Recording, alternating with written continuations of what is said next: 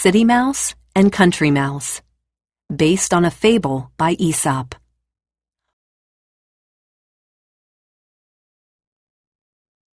Once upon a time, there was a happy little mouse that lived in the country. One summer, she invited her cousin from the city to come and visit her. When her city cousin arrived, she tried to show him how pleasant and relaxing life in the country could be. They sat on the porch and looked at the stars as they listened to the crickets chirping.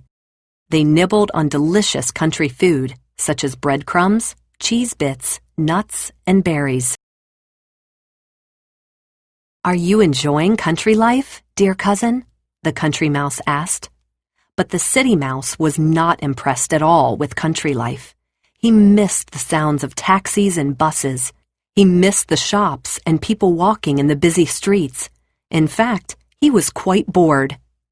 He replied to his cousin, "You poor thing. Life in the country is much too quiet, and the food is so plain. Dear cousin, come back to the city with me, and I will show you how wonderful life can be. The food in the city is fancy and delicious, unlike any that you have ever tasted." The country mouse wanted to see whether her cousin's life in the city was as grand as he described, so she went back to the city with him. When they arrived, the country mouse was surprised at how noisy the city was. Cars were honking their horns, and there were so many people. She was happy when they went inside a large brick house. The city mouse led the way to the dining room, where the people of the house had already finished eating dinner. There were many wonderful things to eat still sitting on the table. "What a feast!" exclaimed the country mouse. Her eyes grew big and round as she gazed at the chicken, potato salad, rich cheeses, strawberries, jellies, and chocolate cake.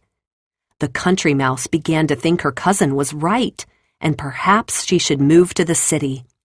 But just as the two were about to eat, a huge cat pounced on the table. "Let's go!" cried the city mouse as the two mice scurried into a mouse hole.